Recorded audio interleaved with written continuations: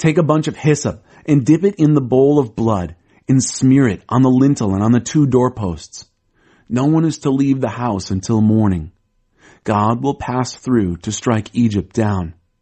When he sees the blood on the lintel and the 2 doorposts, God will pass over the doorway.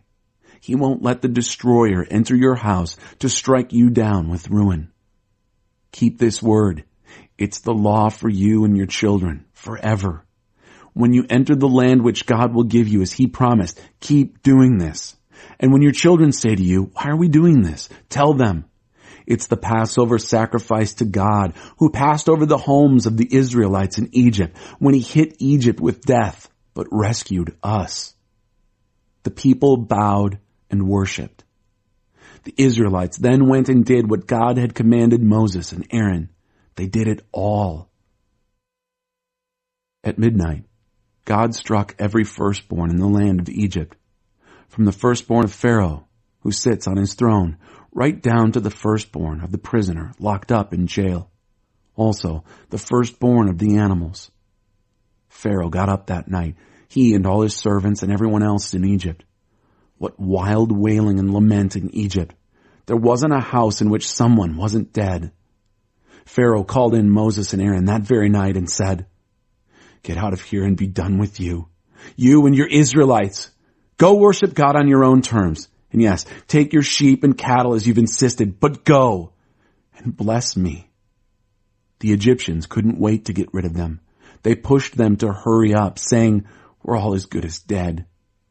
The people grabbed their bread dough before it had risen, bundled their bread bowls in their cloaks, and threw them over their shoulders. The Israelites had already done what Moses had told them. They had asked the Egyptians for silver and gold things and clothing. God saw to it that the Egyptians liked the people, and so readily gave them what they asked for. Oh yes, they picked those Egyptians clean.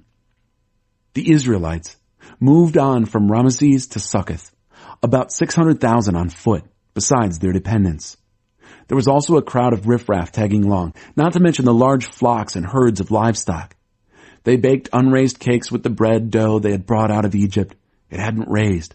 They'd been rushed out of Egypt and hadn't time to fix food for the journey. The Passover. The Israelites had lived in Egypt 430 years. At the end of the 430 years, to the very day, God's entire army left Egypt. God kept watch all night, watching over the Israelites as he brought them out of Egypt. Because God kept watch, all Israel for all generations will honor God by keeping watch this night, a watch night. It so happened that after Pharaoh released the people, God didn't lead them by the road through the land of the Philistines, which was the shortest route. For God thought, if the people encounter war, they'll change their minds and go back to Egypt. So God led the people on the wilderness road, looping around to the Red Sea. The Israelites left Egypt in military formation. Moses took the bones of Joseph with him, for Joseph had made the Israelites solemnly swear to do it, saying, God will surely hold you accountable, so make sure you bring my bones from here with you. They moved on from Succoth and then camped at Etham at the edge of the wilderness. God went ahead of them in a pillar of cloud during the day to guide them on the way, and at night in a pillar of fire to give them light. Thus, they could travel both day and night. The pillar of cloud by day and the pillar of fire by night never left the people. Chapter 14. The Story and Song of Salvation. God spoke to Moses. Tell the Israelites to turn around and make camp at Pihahiroth, between Migdol and the sea. Camp on the shore of the sea opposite Baal Zephon. Pharaoh will think, the Israelites are lost. They're confused. The wilderness has closed in on them. Then I'll make Pharaoh's heart stubborn again, and he'll chase after them. And I'll use Pharaoh and his army to put my glory on display. Then the Egyptians will realize that I am God. And that's what happened. When the king of Egypt was told that the people were gone, he and his servants changed their minds. They said, what have we done, letting Israel, our slave labor, go free? So he had his chariots harnessed up and got his army together. He took 600 of his best chariots with the rest of the Egyptian chariots and their drivers coming along.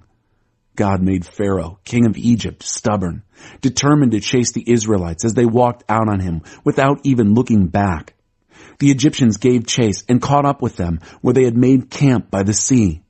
All Pharaoh's horse-drawn chariots and their riders, all his foot soldiers there at Pihahiroth opposite Baal Zephon. As Pharaoh approached, the Israelites looked up and saw them. Egyptians coming at them. They were totally afraid. They cried out in terror to God. They told Moses, "Weren't the cemeteries large enough in Egypt so that you had to take us out here in the wilderness to die? What have you done to us, taking us out of Egypt?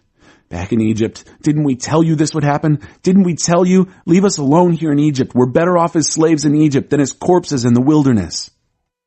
Moses spoke to the people. "Don't be afraid. Stand firm and watch God do his work of salvation for you today.